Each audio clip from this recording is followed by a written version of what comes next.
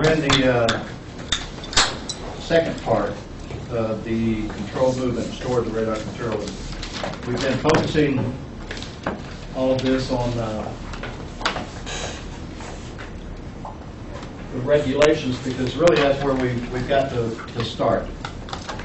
What do the regulations require regarding the different aspects of using radioactive materials? Your individual facilities will have their own procedures. Let me have this, Jerry.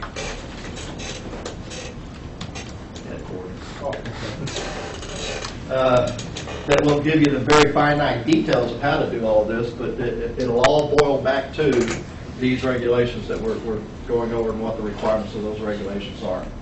So that's where we start. And then as you leave here and go to work, you'll be given site-specific training, procedural requirements for that location, and those are what you'll follow. And by following them, you meet and maintain the requirements of the regulations. Up to this point, we've gone through a lot of different kind of general definitions, and we identified 3 regulations we're going to focus on. 10 CFR 19, which was, in general, what's 10 CFR 19? Amanda? I'm sorry? Okay. 10 CFR 19. It's the Workers' Bill of Rights. There you go, Workers' Bill of Rights, yeah. Instructions, notices to radiation workers. Radiation workers, that's important. It's not the general public's Bill of Rights or anything like that. It's for folks that will be receiving an occupational dose of how much? Greater than how much? 100. Greater than 100 milligrams per year, annually. And so we talked about that, and the other 2 regulations we talked about, what were they? Robert? I'm sorry, I was reading something. That's okay. What was it? Other 2 regulations that we talked about that we're focusing on. We've got 10 CFR 19 out of the way. What are the other 2? 10 CFR 50, 10 CFR 61, 10 CFR 70. Well, those are all regulations, but we're not focusing on them right now. Control, movement, and storage of radioactive material. 10 CFR 20. 10 CFR 20 is one of them. What's the other one? 10 CFR 835, that's right. One of those is NRC, the other is DOE. And we find a lot of similarities, but there are some distinct differences, so we've got to talk about both of them. When we were talking about some of the definitions, we came up with some definitions that really dealt with geography and different levels of control.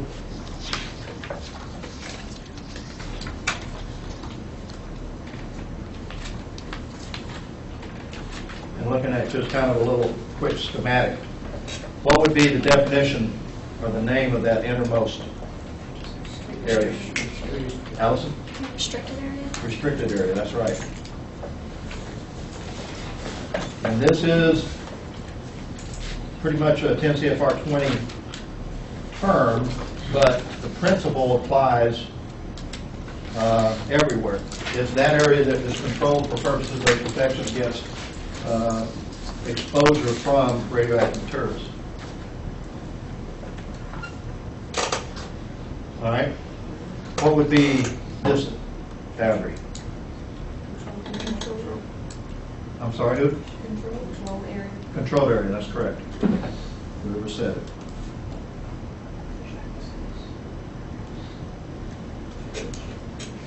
Now, you'll see that this is a 10 CFR 20 from this respect, but 10 CFR 835 has a controlled area definition. And its controlled area definition pretty much coincides with the restricted area on this diagram.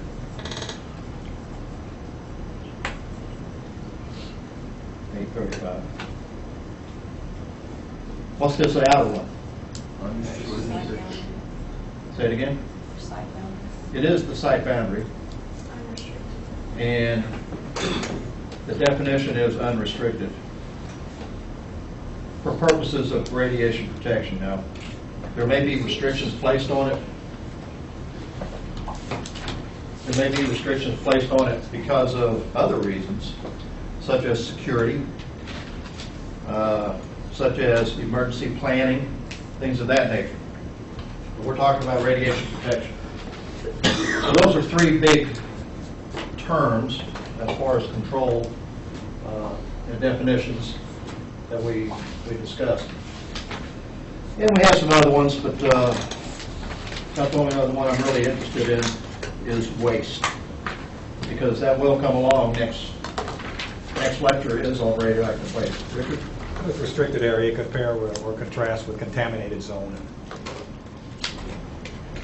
Restricted area includes all areas that are posted for radiological reasons, which would be contaminated radiation, radioactive materials area, high radiation, locked-high radiation, everything. Does that answer your question? Not really. Okay. How does contaminated zone fit into that, if at all? It is a restricted. It is in the restricted area. So it's within that area. It's not actually the restricted area. It's not synonymous with our restricted area. Restricted area includes all of those. Does that make sense? Yeah, although back in the 50s and 60s when ground zero area from a nuclear blast was designated as a contaminated zone. Yeah. That was back then. It was It was also also a a restricted restricted area, too. Yeah.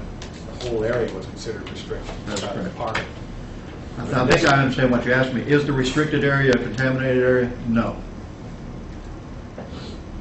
There are contaminated areas that will exist within that restricted area, but contamination is not part of the definition that says just because it's a restricted area, it's also a contaminated area. It's not the same thing. Does that help? Yeah. Other questions? Definition of waste. A general definition of waste. Who's got one? It's material that you don't have any further use for. Okay. Any material? Well, in our case, it's radiological material. Okay. Radioactive material. Yeah. It can either be contaminated, fixed, or loose. It doesn't matter. What's that? Byproduct material. It is typically consists of byproduct material, and that's in one of the categories we're getting ready to head into. So, yeah, it's anything that no longer has a useful life and it's ready to be disposed of and gotten rid of. And we're going to talk in detail about that in the next lecture.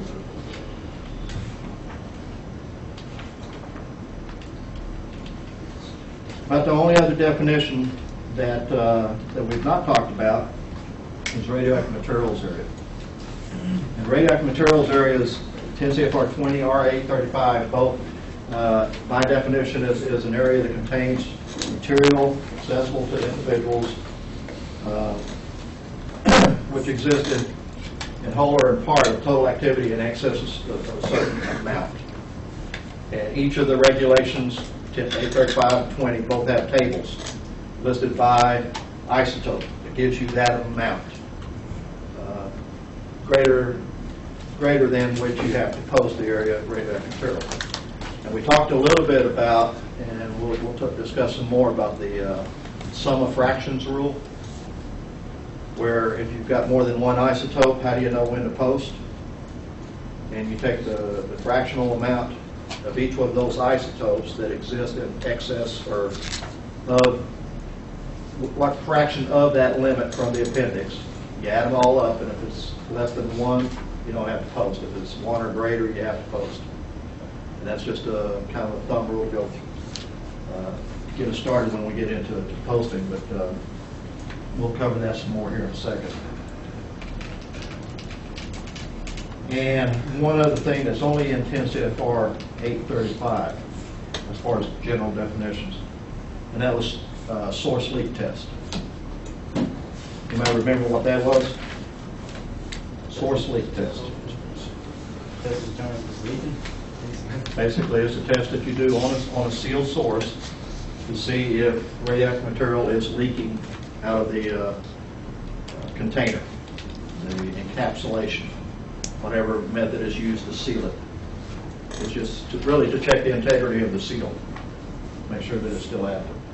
So that kind of brings us up to where we are in this category, and that is the different categories of radioactive material. I alluded to this when we defined licensed material, in that all three of the categories, the three major categories are contained within the definition of licensed material. And that is found in 10 CFR 20. And you'll recall we said licensed material means source material, special nuclear material, and byproduct material. That's received, possessed, used, transferred, handled, everything that you can imagine that you're going to do with it. That is done under whatever action it is that's done under a specific license issued by the Commission. Remember, we're talking about NRC here. And so that is the Nuclear Regulatory Commission that it's referring to. So those are the three categories that we're going to talk about. The first one we're going to talk about, and this really is the one that we deal with the most, and that is byproduct material. If you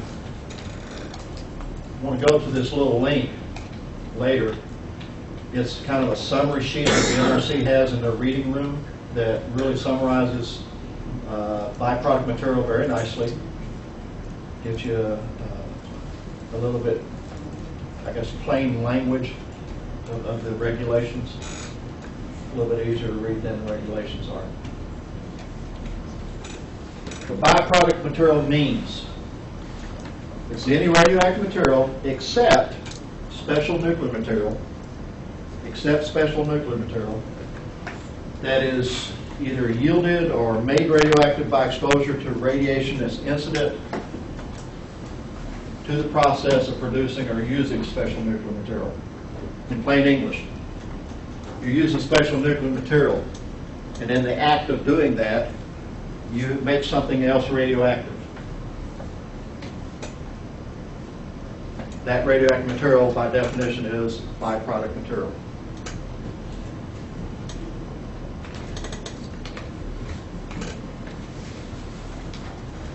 So it's made by using special nuclear material, but it does not include special nuclear material in the definition of it. That's the main definition. That's the one that we encounter the most.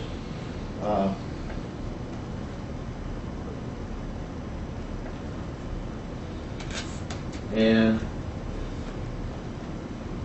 really, when you get to DOE, you've got to start asking yourself the question, where am I on the DOE? As far as what are you working with? Because some of it does contain special nuclear material. And so you need, I mean, if you're working in a facility that has special nuclear material, then it may not be byproduct material that you're working with at all. And it may be special nuclear material.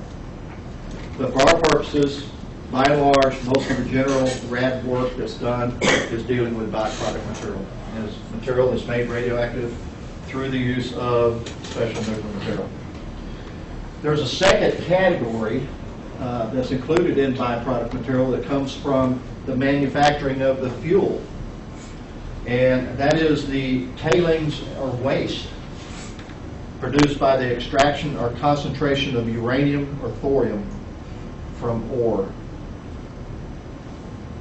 that's being processed primarily to get the source material out of it. Fuel manufacturing process is what that's talking about mainly.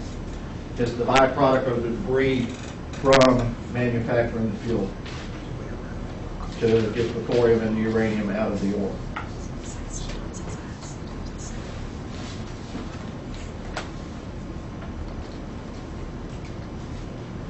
So that's two parts of the byproduct material definition. The third one is any discrete source of radium-226. Very specific here. That is extracted or converted after extraction before, on, or after August 8, 2005. We're going to talk about that date here in a second. But it's for use in as a commercial, medical, or research activity. So it's dealing specifically a discrete source of radium-226. As long as it occurred before, on, or after.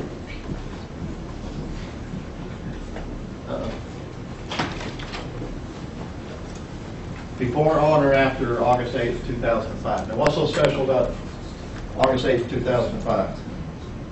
Anybody know? Something to do with activity.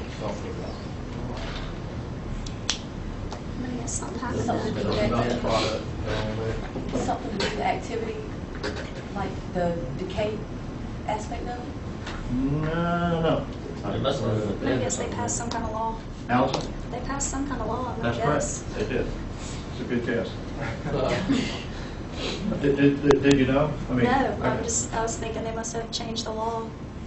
I didn't. I'll be honest with you. This is something that happened after, in my transitionary period between leaving power and coming back, and so I had to go do some research on it because that's very specific.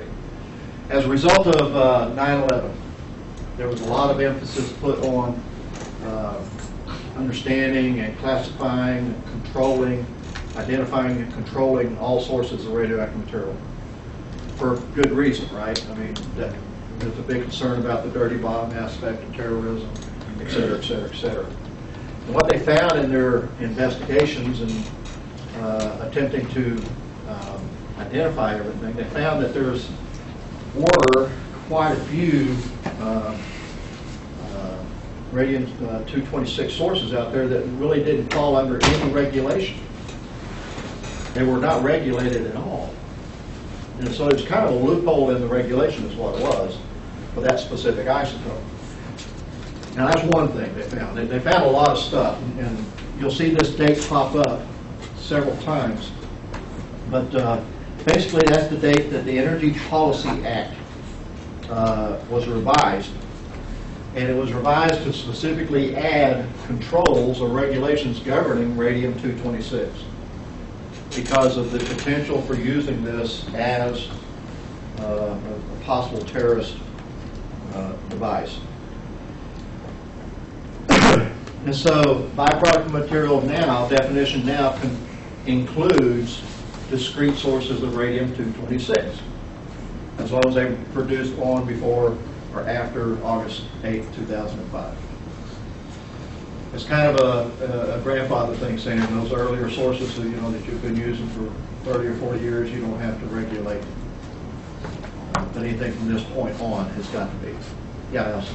Is there any reason that it wasn't regulated before? I mean, when you look it up, it looks like it's an alpha emitter. I think, yeah, it's an out there. So, yeah. I mean, it seems like they would have wanted control over it long before.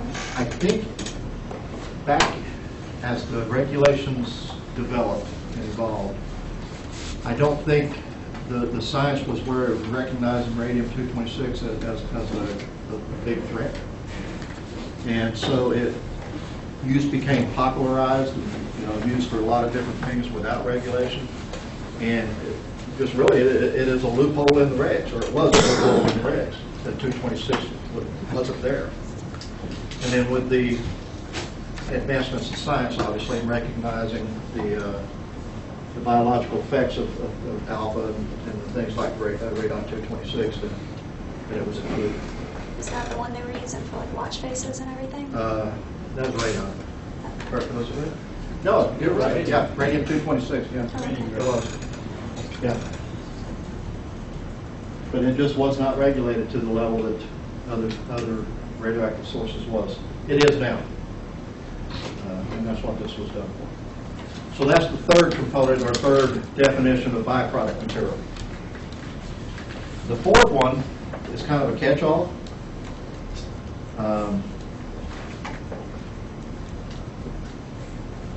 It says any material that was made radioactive by use of a particle accelerator, so that picks up those things that are activated as part of operating an accelerator.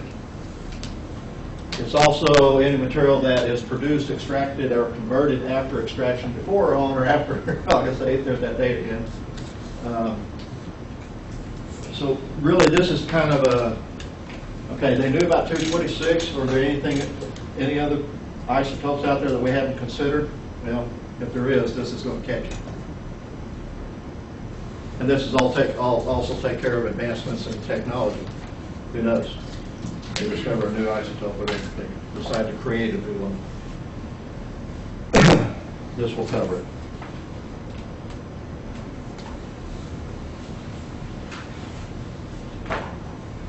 And then finally, byproduct means any discrete source of naturally occurring radioactive material other than source material. And we're going to define source material here in a minute.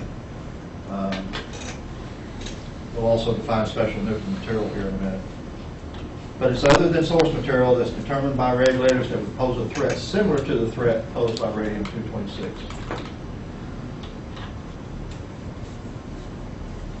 And this is really what they're talking about. These two terms deal with naturally occurring radioactive material and technically enhanced naturally occurring radioactive material. It's meant to be a kind of a catch-all for naturally occurring radioactive material. If there's anything out there that poses a threat similar to what is posed by radium-226, and it's naturally occurring radioactive material or technically enhanced naturally occurring radioactive material, then it would fall under this regulation. If the regulators posed it or deemed it a threat, and it would take some level of regulatory action to make that happen. But your big takeaways as far as byproduct material goes back to that first one. The first two, actually. Or three. Radioactive material, made radioactive by the process of using special nuclear material, which is power production. The tailing of waste produced in the processing of fuel. And then any discrete source of radium-226. Those are your three big ones. What does it mean by discrete source?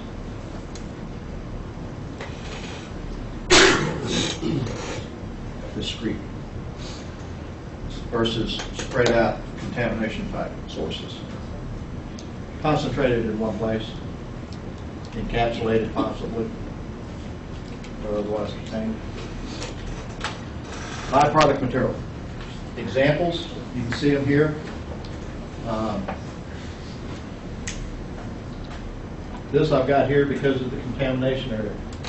The radioactive material that's in there causing that to be radioactive for the most part is going to be byproduct material. Byproduct material is what's used in the manufacturing or use of radiography sources. That's byproduct material. Well logging devices. Did y'all see that article I posted about that lost well logging device that Jerry talked about in Texas? I never did hear if they found it or not. But that is made out of byproduct material. You know they use tritium in exit signs now? The ones that you see with the green glow on them instead of the red ones? That's tritium causing that glow. That's considered byproduct material. Fixed fluid gauge. Gauges sometimes use radioactive material, and if they do, likely it is byproduct material that's being used there. Any questions on byproduct material?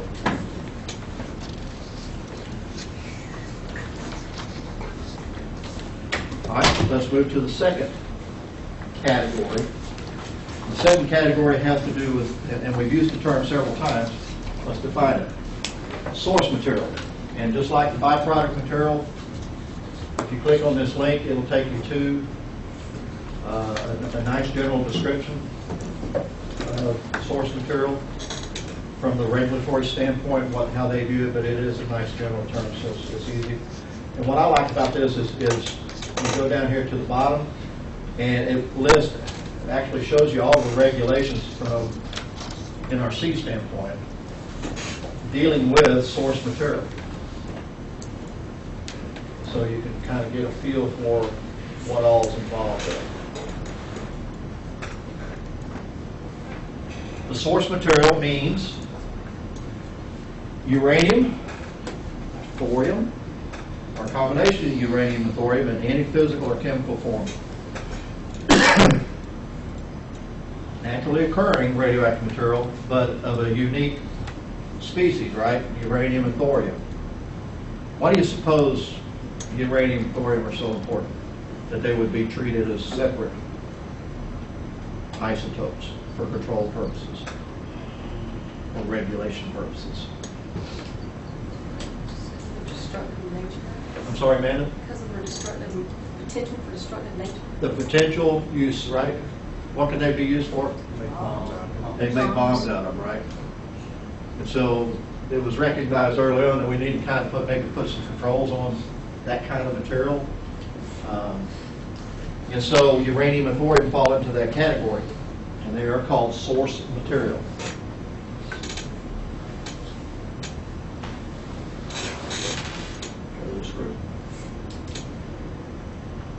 It means ores that by weight contain more than 1/10 of a percent, or I'm sorry, 1/20th of 1%, 0.05%, or more of uranium, thorium, or any combination of uranium and thorium. So they put a spec on ores that contain how much of it can be in an ore. 0.05%. Less than 1/10 of 1%. Now you need to also understand that it does not include special nuclear material. It does not include special nuclear material. And that's the definition of source material. This is a cake that is processed uranium, thorium. I think this was uranium. One of the final, I won't say final, one of the intermediate steps in processing the ores for fuel production.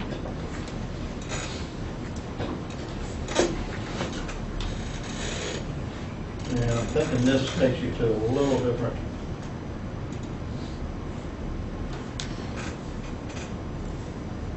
Yeah, this takes you to a website that shows you basically some uranium mining processes,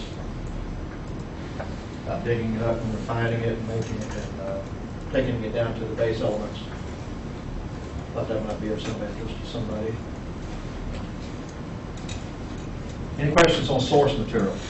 Yes. Uranium or thorium or any combination of uranium and thorium in any physical or chemical form, including ores that contain 0.05% or more. Yeah, Rick? Any idea how pure that particular sample is? You know, I don't recall. When I pulled the picture, I remember it saying it had some specs on it, but I don't recall what they were. Other questions?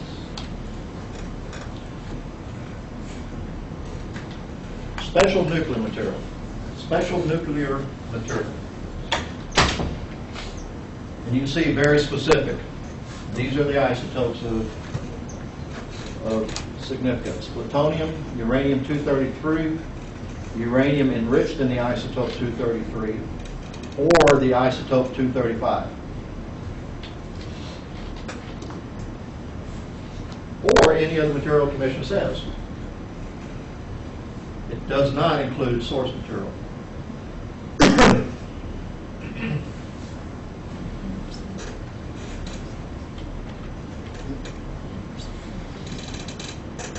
Now, if you happen to blend it with anything else, any of these with anything else, then that material becomes special nuclear material. The presence of those three isotopes, plutonium, uranium-233, or uranium-235. That makes it special nuclear material.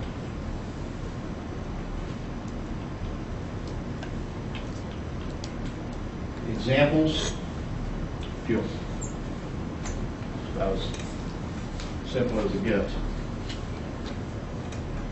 Regardless of the type of fuel, whether it's MOX or enriched uranium fuel that commercial power uses, or the highly enriched that's used by the Department of Defense. It's all special nuclear. Any questions on special nuclear material? Now, as we get into this, we're going to talk about controls. And what you'll find on special nuclear material is that obviously it would have some special controls associated with it. And many of those controls are fulfilled by the fact that the fuel is kept in a pool of water and 40 feet deep, so no one's going to walk away with it. But it does not relieve it from some of the special controls that are required, such as inventory on a regular basis, strict accountability. Transfer of ownership is tracked and reported to the regulators. So I've got one guy in one of the 3 classes. He actually works at Westinghouse in Columbia in the fuel fabrication section there. And he said the security there is very similar to what's Q clearance out at the site and at any of the power plants for access. And that's because of the special nuclear material that's manufactured there. Questions on special nuclear material?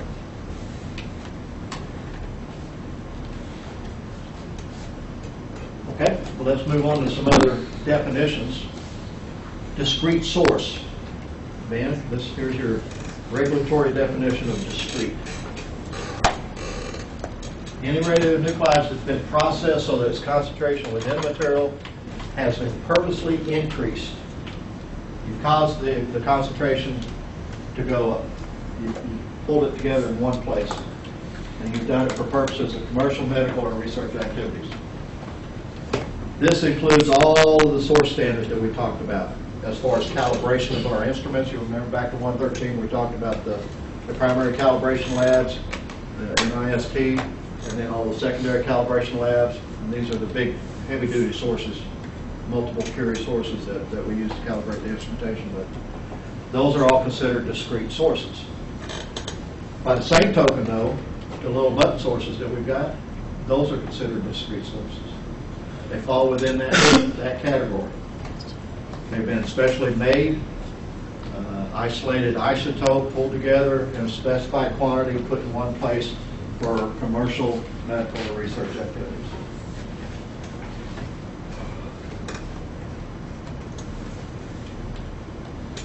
Now, within that category, but as a separate category itself, is sealed source. And a sealed source is that material has been bonded together, it's been encapsulated in a solid form. And when we're talking sealed source from a regulation standpoint, we're talking about sources that have not been exempted from regulatory control. So while are there little button sources that we use, we can call and say that they are discrete sources. By definition, they are not sealed sources because they are exempt from controls. So they don't fall into the definition of sealed sources, even though they're sealed. By the regulatory definition, they don't meet that. You can also see that it does not include any material that might be encapsulated for purposes of disposal, so vitrification or solidification processes where you lock in the radioactive material in the waste into either a glass capsule or a concrete block would not fall under this sealed source definition. And then reactive fuel would not be. Robert? I'm just curious, who does, for those discrete sources we use in class, who does regulate those? I mean, nobody, or who accounts for them? Well, the manufacturer, the person that we buy them from, has got to keep records of who they sell them to. But aside from that, they're exempt from regulatory control because the quantity is so small. As long as that quantity is maintained below a certain level, then it's exempt. But once it gets above that level, then it becomes a regulated, and would fall under this guy. Yeah, Allison? So pretty much the only regulation is the manufacturers are responsible for not selling an abundance of them to like the same individual. Yeah. Making sure that they're going to Yeah, they regulate. probably have some limit on how much, I don't know if they limit how much they sell, or if they just report what they sell, and the regulators keep track of, how much a certain individual or organization sells. Because I think you just get many different people to buy. You could. Instead of just one You could. person. You could. You could. Some of those You heard about the Boy Scout, right? Yeah. Yeah. the one that made a nuclear reactor. Well, it wasn't. It's like a reactor. little, yeah. Yeah, he collected these, he went around collecting americium-241 sources from old smoke detectors. I think he even ordered some stuff online, and all non-regulated from the standpoint of, you have to have a license or anything like that. But he actually made himself sick because he was breaking into these smoke detectors. I mean, he broke a law by breaking into them because it's very clear on it, do not dismantle under penalty of law, blah, blah, blah. It's kind of like that ticket that's on your pillow. Don't rip this off under penalty of law. See if anybody's coming to get you. But no, he actually got sick, from what I understand, the reports that I saw. Not that it killed him or anything like that, but that's how they found out about it. Anyway. There's a YouTube video you can look up. They put a song to it and everything. Some kid. What's that, Rob? There's a YouTube video on how to make a nuclear reactor at home, and it's just really interesting. Like apparently some voice, it might be the same kid, It might be. but he took all kinds of stuff and like he impersonated a nuclear reactor. You know what I mean? That's not the right word, but it was crazy. Yeah, look it up. It's on the internet. It must be true, huh? No, I don't doubt it's true. I thought it was funny. Yeah, I know what you're talking about. I think I've seen that. All right, that's sealed source. Sealed source. Discrete sealed sources, there's a link here. I'm not going to take you there, but it's basically the same place in NRC web. This is one of those well logging sources. In fact, this is the one from the article. This picture from the news article. This is what the source looks like that they're looking for. But that you can see it's encapsulated. See, the source material is inside of that. The radioactive material is inside of that. It's sealed off, and unless you take a bandsaw or a punch force to it, the radioactive material is secure. But obviously you can remove it. Teletherapy sources, medical sources, again sealed and very discrete type sources. What we got, Chris? I was just wondering about the video you was talking about. That was it. Little button sources fall into that. This isn't a real good picture, but it's a process source. This is radioactive material gauge in a manufacturing company. And then this is a sealed source that was found in a landfill from I believe it's from a medical teletherapy source. Yeah. Did you say that our little sources from the lab were not technically sealed sources since they're exempt from? Right. They're discrete, but they're not They're sealed. discrete but not sealed. Okay. Yeah. Questions? Now, within this definition, and again, it goes back to what we were talking about post 9/11. There was an international effort to identify really where all these sources were and what we had. The U.S. obviously led the way on that. We worked, I think, with the IAEA, and basically came up with a classification system. And for the United States, we came up with this. And it's called Nationally Traced Source. a nationally traced source. It is a seal source containing a quantity equal to or greater than a Category 1 or Category 2 levels of radioactive material. Now, there are actually 5 categories in the source accountability and tracking program, the international one. 10 CFR 20 uses this definition, nationally tracked, to capture the Category 1 and Category 2s. And if you go to that link, that's the Appendix E, and it gives the quantities for the Category 1 and Category 2s. Now, as far as the categories themselves, what do they mean?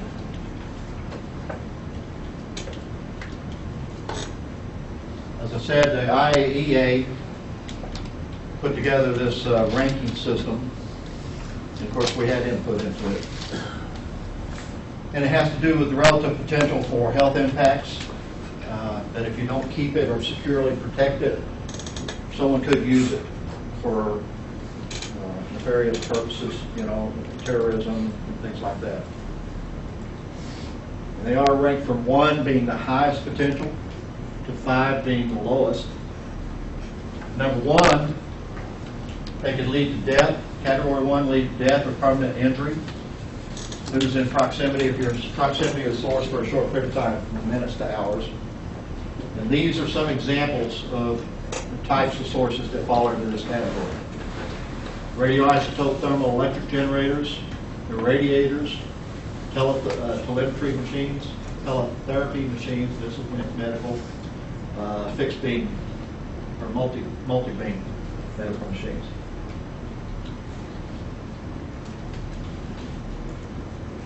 And just a couple of examples.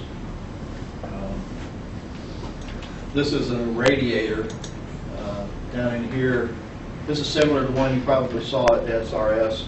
Down in here is a multi-curie source that's air operated. It can be put up into this well here to expose instruments that are on this rack. But that would fall under that category if it's high enough curie content.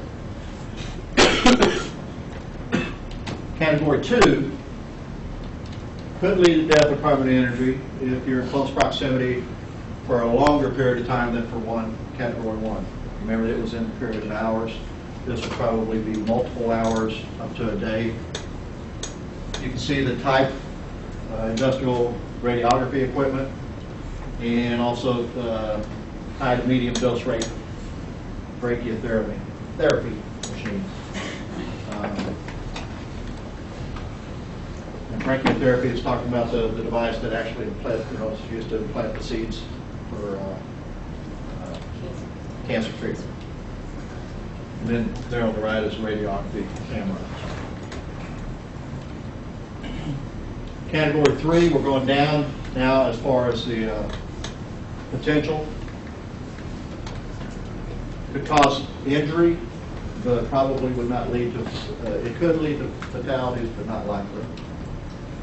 And you can see industrial gauges, well logging gauges like the one that's lost in Texas, that would fall under Category 3. Chances are that was not on the 10 CFR 20 nationally tracked. That's that one that's missing. Category 4, permanent injuries are unlikely. You can see some of the examples there. And then Category 5 would be in the lowest category, very unlikely to cause any type of problem. It's just they are high enough in pure content that you want to control them to this unnecessary exposure. And also could be used for something like a dirty bomb. Any questions on the 5 categories or the nationally traced sources? Remember, that's categories 1 and 2 for purposes of 10 CFR 20 under this IAEA 5 category system.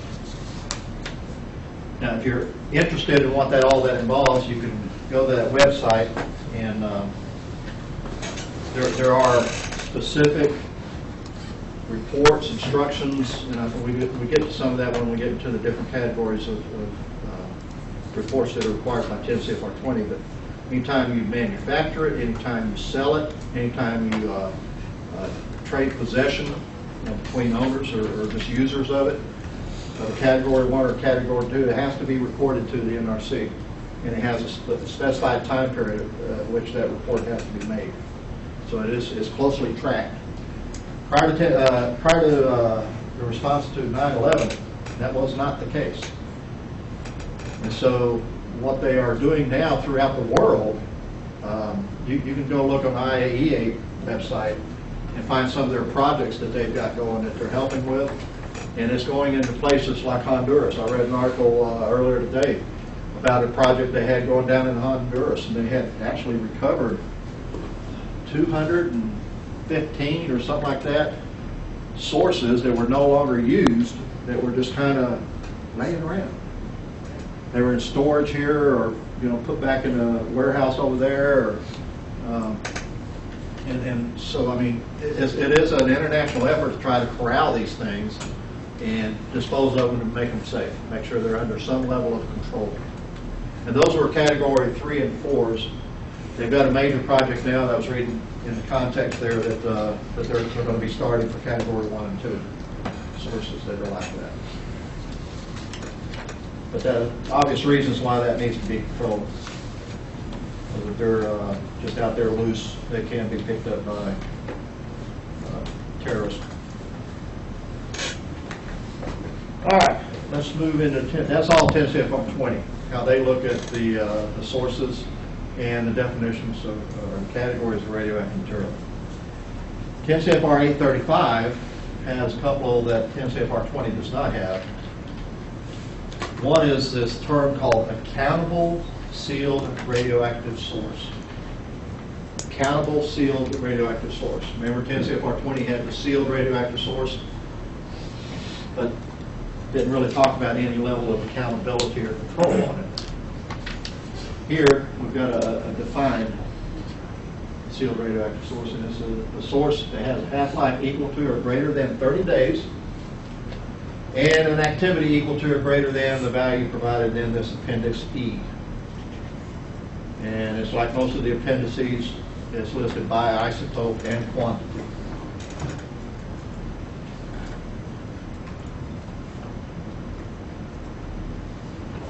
Sealed radioactive source, pretty much the same definition that was in 10 CFR 20.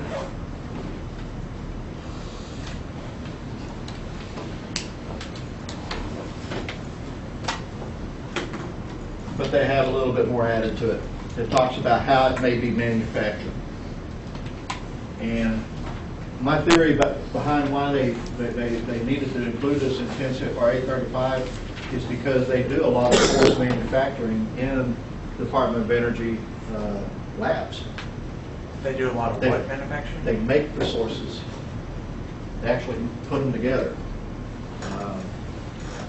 In fact, that's some of the true waste project that's going on now is legacy waste from those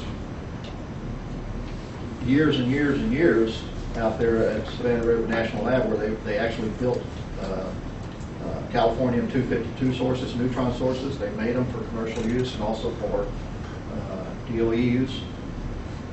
And but that's my theory about why they've got this detail in the reg. It talks basically about how it can be put in sealed capsules between layers of non-radioactive material, fixed to a non-radioactive surface by electroplating, et cetera, et cetera, et cetera.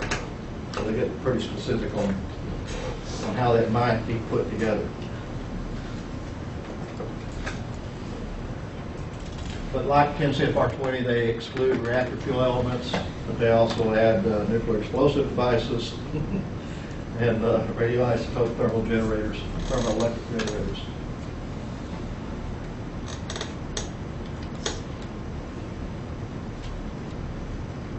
Now they come along and they define an exempt, which 10 CFR 20 does not.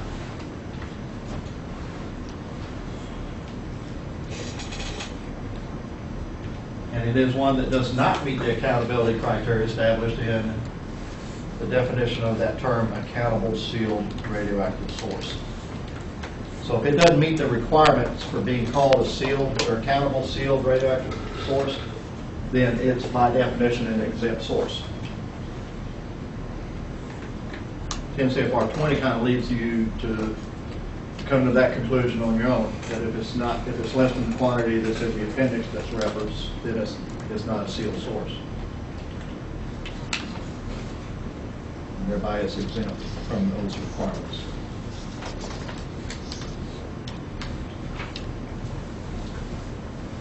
That's 10 CFR 835's portion of all of those categories of radioactive material. Any questions on it?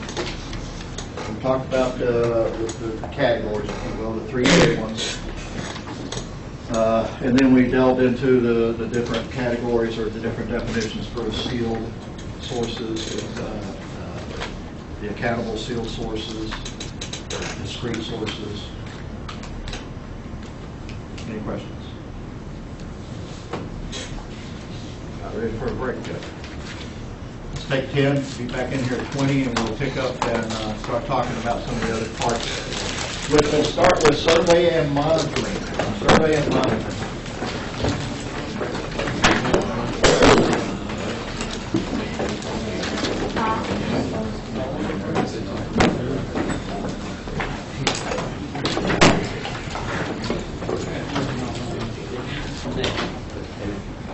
Listen to it, it'll tell you this is going to be. I was going to say, once they throw it up,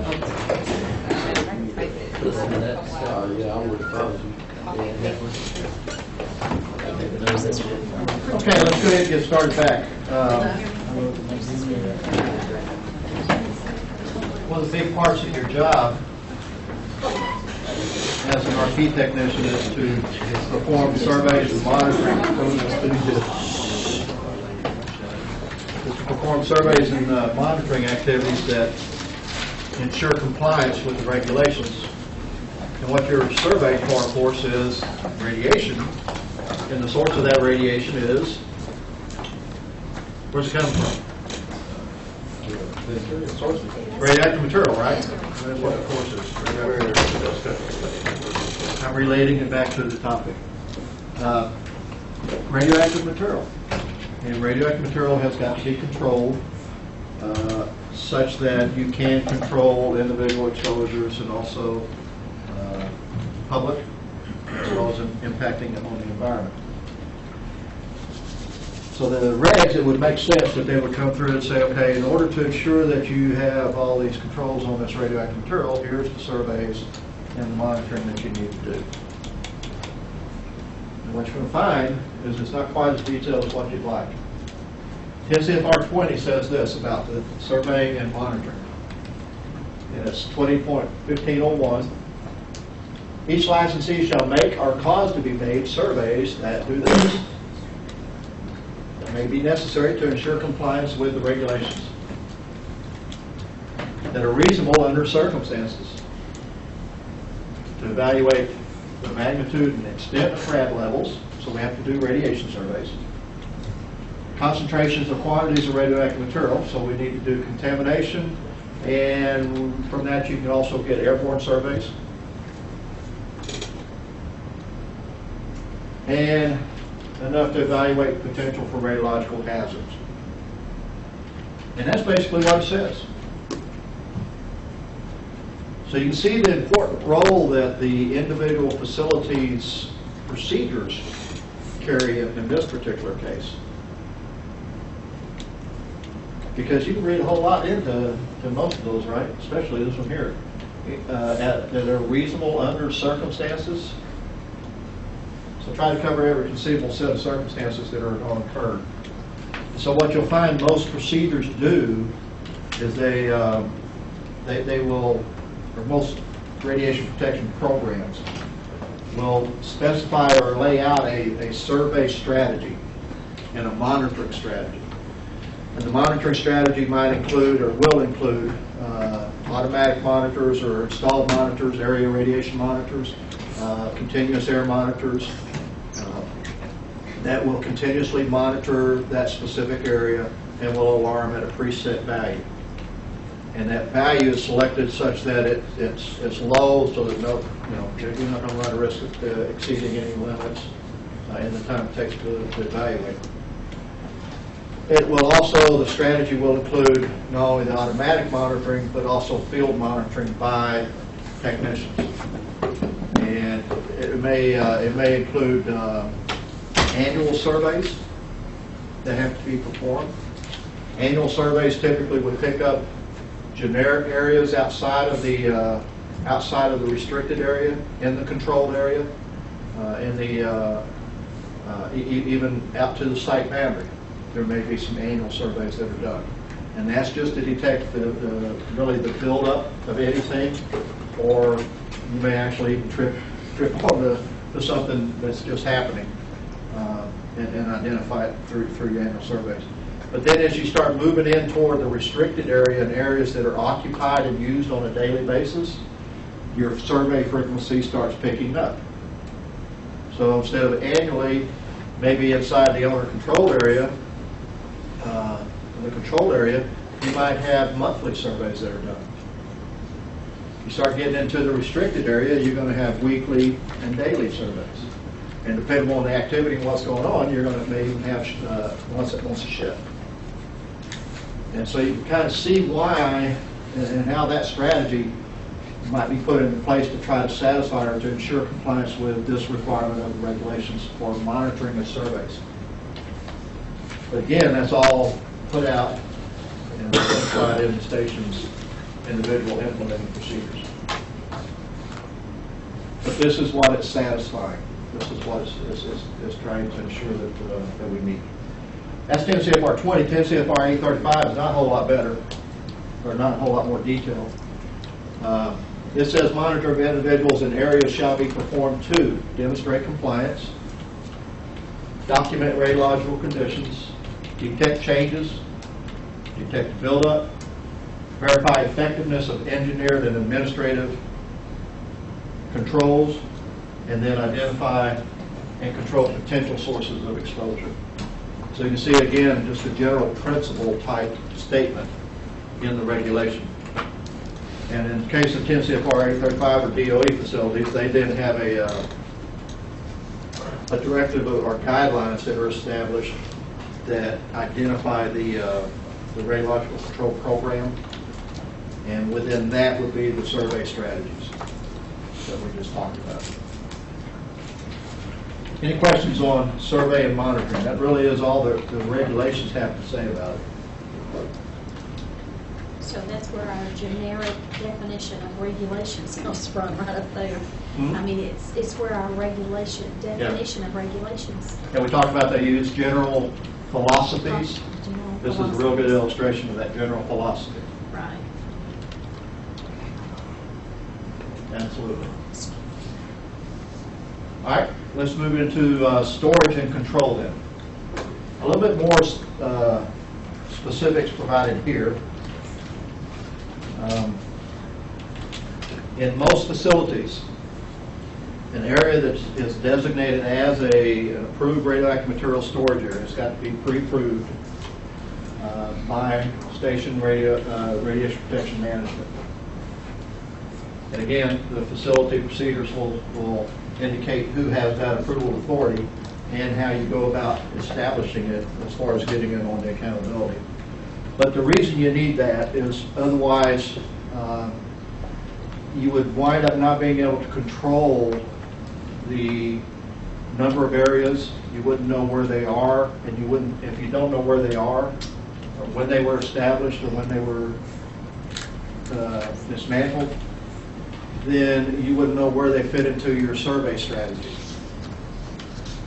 Most facilities will have a radioactive material area log, if you want to think of it that way, a book that keeps track of these, we'll call them temporary areas. And these are areas that set up on an as-needed basis to accommodate whatever operational things going on, maintenance or otherwise. And as I said, it's necessary to do this in order to ensure that the radioactive material is properly controlled and that the hazard is communicated. what's the main, well, I don't say main, what is one of the major sources of communication to the workers regarding radiological hazards? Postings, that's correct. And as that, we're going to be talking about the specific posting required for radioactive materials area. That's what this is talking about. We've got to make sure that we have control of the material and that we communicate the hazard to the workers. And as I said earlier, normally the Radiation Protection Organization will maintain a list or a book. And we'll say book in quotation marks because it's maintained on a computer now. Of approved radioactive material areas. There's some other things that need to be considered too. Not only knowing where they are and how they're set up, but if there is a need to keep radioactive material outdoors, you need to take some special things into consideration. Obviously, you've got to be able to protect it from the elements. If you have an item with loose surface contamination on it, you wouldn't just set it out in the open and let the wind and the rain and the birds and the rabbits and whatever else come in contact with it. Because then you start dislodging the radioactive material from that item. It gets into the soil, and it could even migrate into the water table or through the storm drain system. You wouldn't want that. So you also need to protect it from ultraviolet deterioration. Plastic, you know, is susceptible to embrittlement if it's exposed to UV rays for very long. So if a piece of material is wrapped in plastic or vinyl and it's kept outside unprotected, then that plastic or vinyl over time will become brittle, and it actually will break and fall off, and it will no longer provide the containment that it once did. So you've got to take that into consideration. They do have special materials now that are UV resistant, and for any radioactive material that would be staying out in the open for a prolonged period of time, you'd have to take that into consideration. Also, rain, wind, extreme temperatures, hot or cold, either one, have got to be taken and considered when we're using radioactive material. At the conference that we had in Boston, I think we've alluded to it a couple times, one of the TVA plants gave a little presentation about the effects of the tornadoes that came through in northern Alabama. And certainly the impact on the infrastructure and the transmission lines and things of that nature were a big headache for them. But also the fact that they had some radioactive material outside, which is not unusual at a power facility for you to store some material outdoors. Usually you put them in these big sealand vans. You know what I'm saying? You know what I mean when I say sealands? These big metal containers that have doors that you can lock. Huh? Like a shipyard. Yeah. And, but those, I mean, they're big and they're heavy, but you know, a tornado can't blow those around. You okay? We'll make sure. Ben, are you ready? Okay. Are you ready to give him CPR? Best I could. I'm not qualified. But they can be blown around by severe winds from tornado or hurricane. There was another plant up in the north, I think around Chicago area, that was actually hit by a tornado. And that was one of the biggest issues recovering from that event was the fact that it got into some radioactive material, trash, and kind of scattered it all over the countryside. You know, now it's very low level, and it's really the health impact is inconsequential. But that doesn't matter to the public. It's radioactive material that's hanging in my bush outside my backyard. You know, so things like that have to be considered, and they are. But as was pointed out in this conference, you get a little bit insensitive to it over time, and so one of his recommendations was just to have a time of periodic time, like once a year, once every 2 years, where you do a physical walk down with that specific idea in mind. What if we had a tornado right now? And make sure that you keep your inventory outside as low as possible because of that.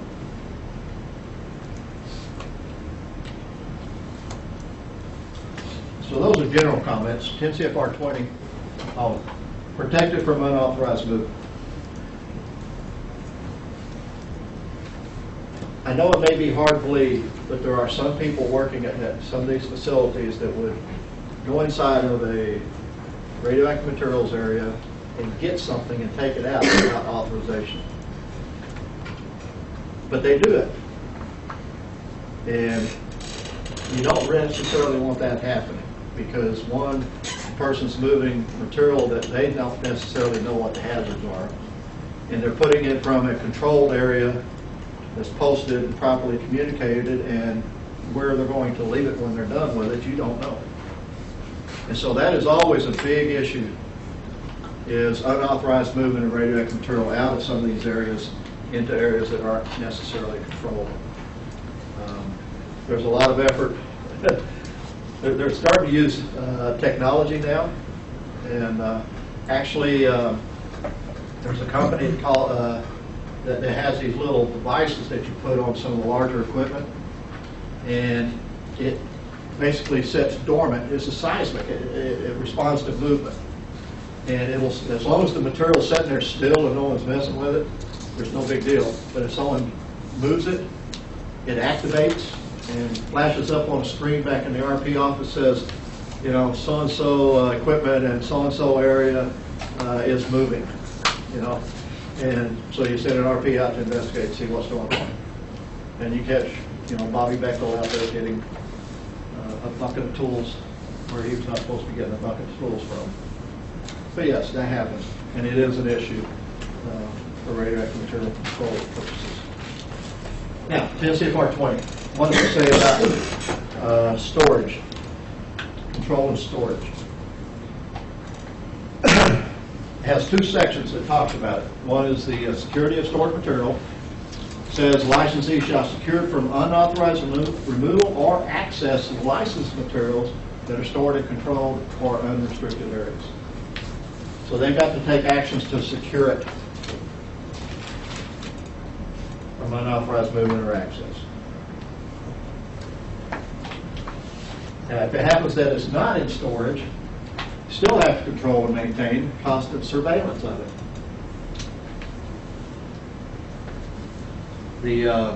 The ideal is that if it's licensed material, there's got to be some level of control on it. Whether it's in storage or if it's in use, it doesn't matter. This is what 10 CFR 20 says about it.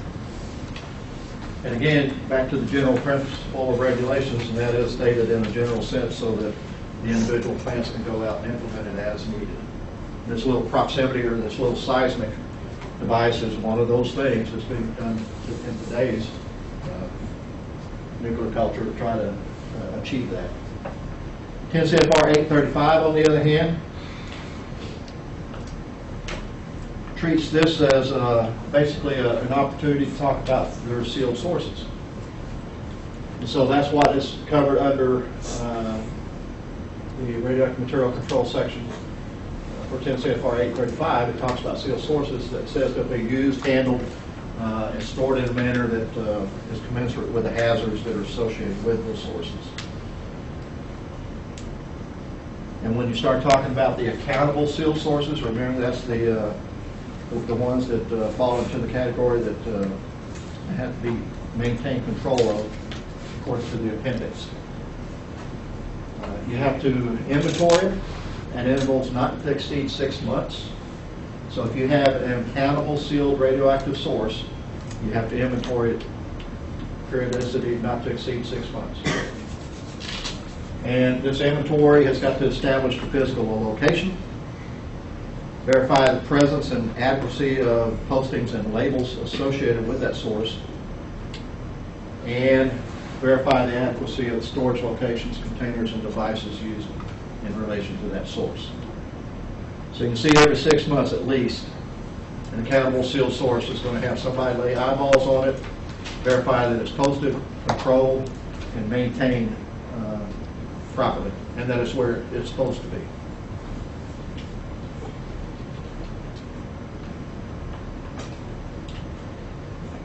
As far as some other things associated with the accountable sealed radioactive sources, we've got this source leak test. And that section basically says, except for sealed sources that are of a gaseous radioactive material or tritium. So those two are exempt from a leak test. You can't really leak test a gas. And the tritium is exempted as well. But you have to do this leak test upon receipt of the material. Whenever it comes in, you do a leak test of it.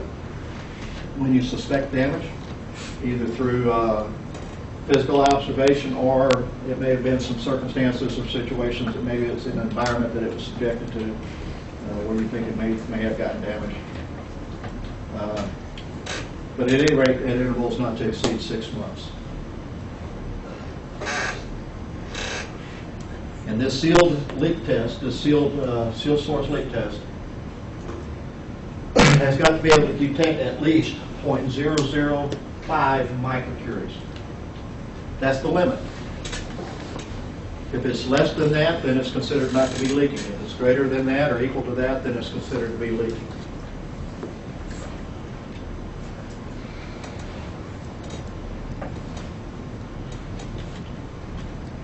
Now, this is 10 CFR 835, and it's under the category of accountable sealed radioactive sources.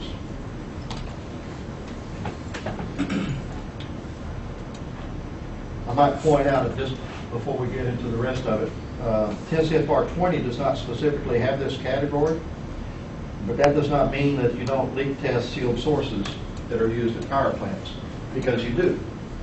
But rather than being stipulated in 10 CFR 20, that's one of those categories that is pulled over and included in the facility's technical specifications as part of their license application. And in case you're wondering, this is identical to what's included in the generic tech specs. Upon receipt, when damage is suspected, intervals not to exceed 6 months with a limit of 0.005 microcuries. Same thing, just not in the regulations. Other things associated with accountable sealed sources, if it's been removed from service, in other words, it's expired, it's in permanent storage, not to be used, won't be gone into, then it doesn't have to be leak tested.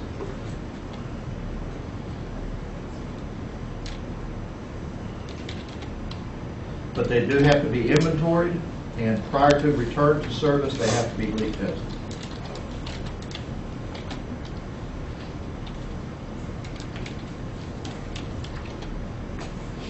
Now, there are some sources that, because of either their location or some other reason they're not accessible, they are also exempted from the inventory and the source leak testing.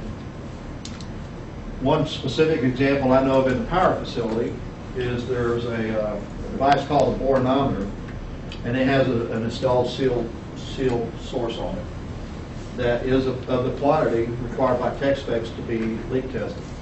However, to access this source, you have to go into an extremely high dose rate area. You've got to open up a part of the system that it's installed in. And for most of the plants that have that type, they have gotten relief from that tech spec because it is more of a hazard to get into leak tested seal source than it is just to acknowledge that it's there.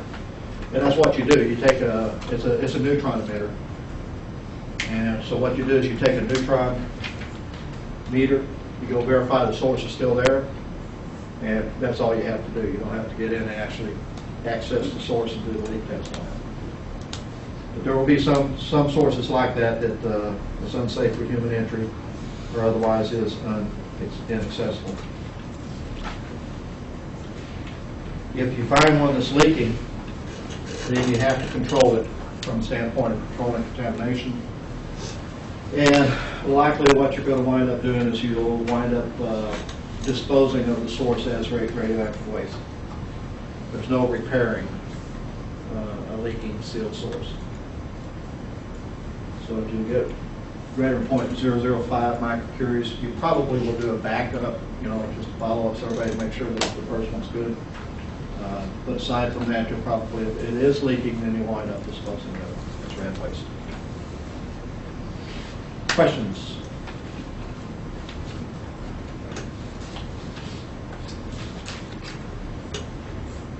Let's go into posting then.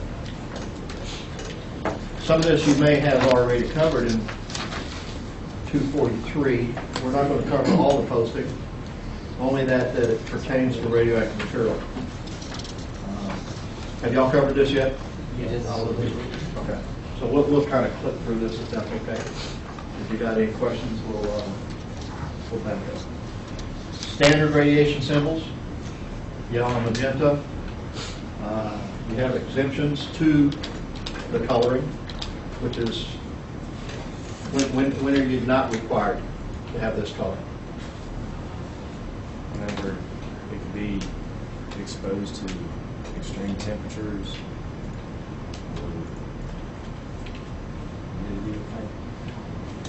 Yeah, pretty much it.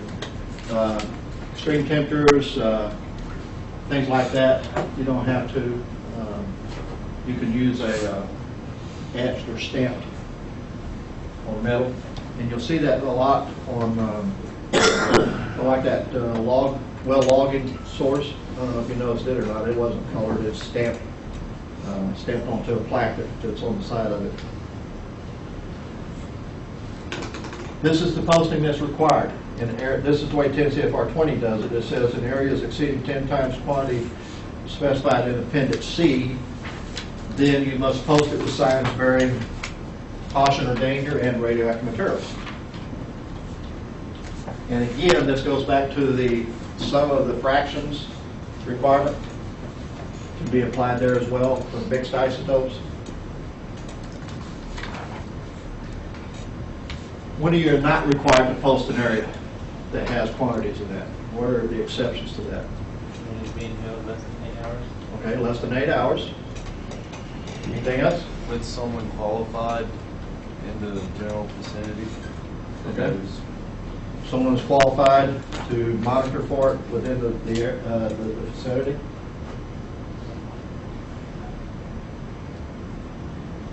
Constantly attended. Someone who has the precautions necessary to prevent exposure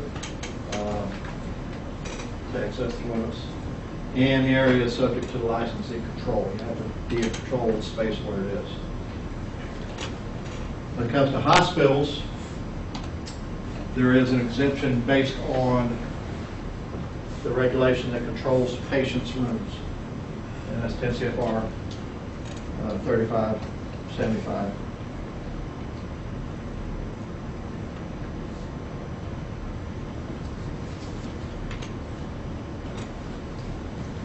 And you can see there that it's not required to be posted if it's because of a presence of a seal source with radiation levels of 12 or 30 centimeters, less than 5 millirem per hour. It also talks a little bit more about hospital rooms for teletherapy. As long as the room is controlled under the requirements of 10 CFR 35 in that section. And personnel in attendance have taken precautions to prevent inadvertent exposure to someone other than the patients.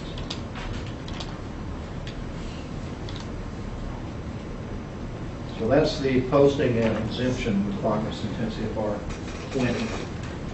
835 is very similar. Same color. Oh, it makes a statement here, which 10 CFR 20 does not make, that the radiological posting may include radiological protection requirements or instructions. 10 CFR 20 does not accommodate that. And they also have this thing here that says you can adjust it based on the EOE activities. If these activities are conducted in private residences or businesses. I thought that was real curious.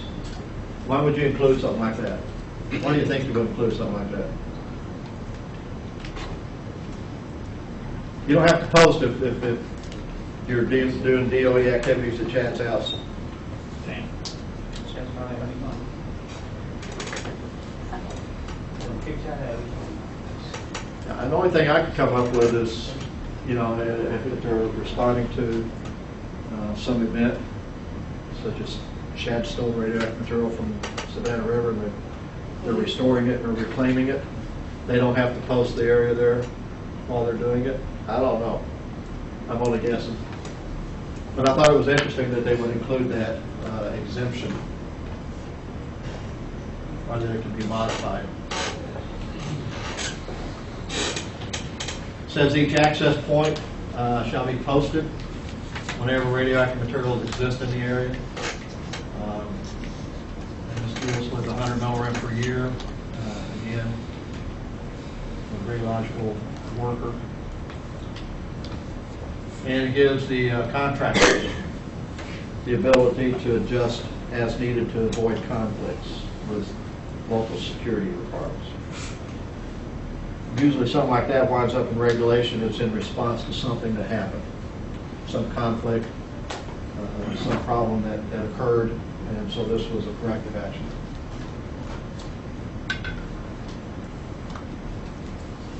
Same required posting as 10 CFR 20.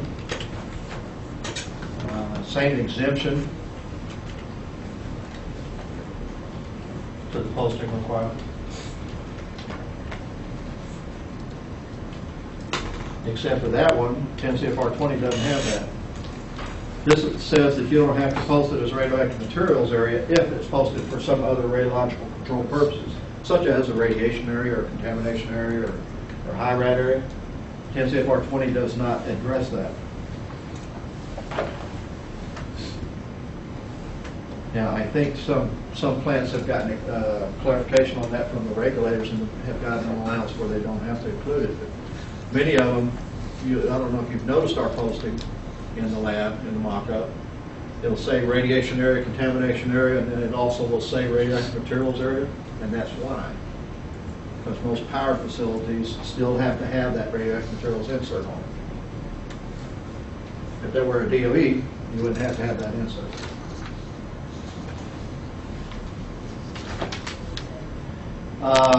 Each item or container that is labeled does not have to be posted.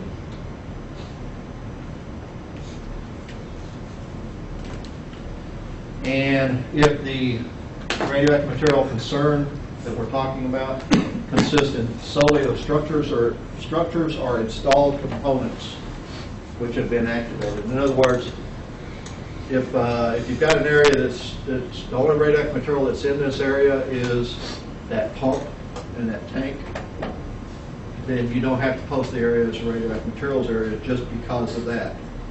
Now, chances are, if you've got a radioactive pump and tank in that room, you're going to have some other concerns like contamination or radiation.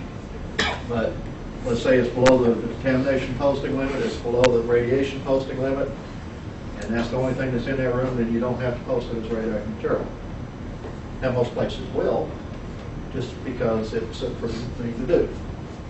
But this gives relief from that for the radioactive material posting. If it only contains packages that have been received and that have been labeled properly, then it does not have to have extra posting. And that brings us into the labeling. That's posting. Have you talked about the difference between posting and labeling? Just kind of general? I would say it was taken as just a, obviously you post something, you posted it, label something. That's Okay. about it. Well, that's pretty much is it. But the regulations make distinctions between posting and labeling. And posting is usually addressing a room or an area, something like that. Labeling, on the other hand, deals with a component or a container or a specific item. So think of it in that terms. And that's when you usually start looking at tags or labels like this. 10 CFR 20 as far as labeling is concerned. It says it's got to be durable, clearly visible, and contain the standard radioactive material, caution of danger, and trefoil. It must also provide, this is according to 10 CFR 20-1904, when you're talking about labeling containers that have radioactive material in them. It must also provide sufficient information such as. And when you see such as in regulation, it's just that, it's examples. Here's some of the information that needs to be considered. It's not saying you have to have all of it, but you need to consider it. The radionuclide that's present in the estimated quantity, the date for which the activity is established, radiation levels, kinds of materials. If mass enrichment is a consideration, that you would want to consider that. Regardless, it's all there to prevent individuals handling or using it to do so and able to take the necessary precautions to do it safely.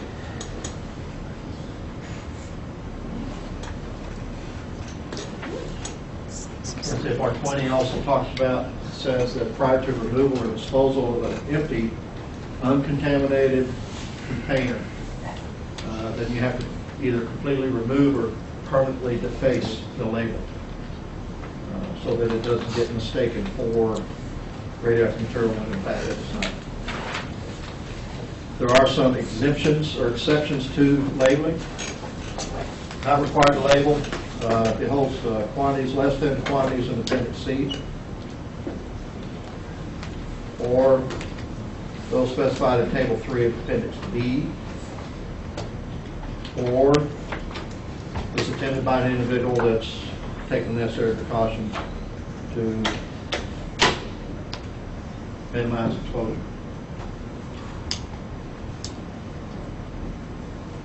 Continuing on the exemptions, there's more exemptions than there are requirements, by the way. When they're in transport and package, and they have been packaged and labeled in accordance with the requirement for DOT, then you don't have to have 10 CFR 20 labeling on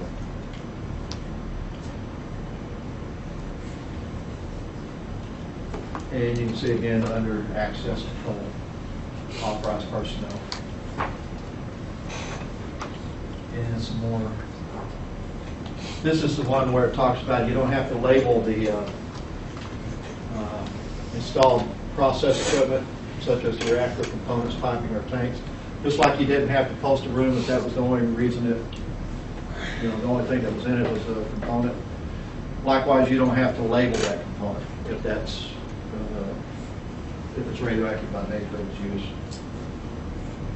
because it is licensed and covered under 10 CFR 50.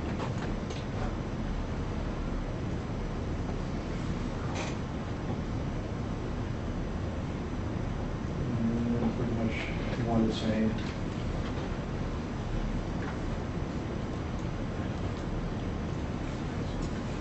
$835 kind of follows the same suit. Sufficient information, permit proper handling safely. And here are the exemptions. Pretty much follow what the exemptions are for 10 CFR 20.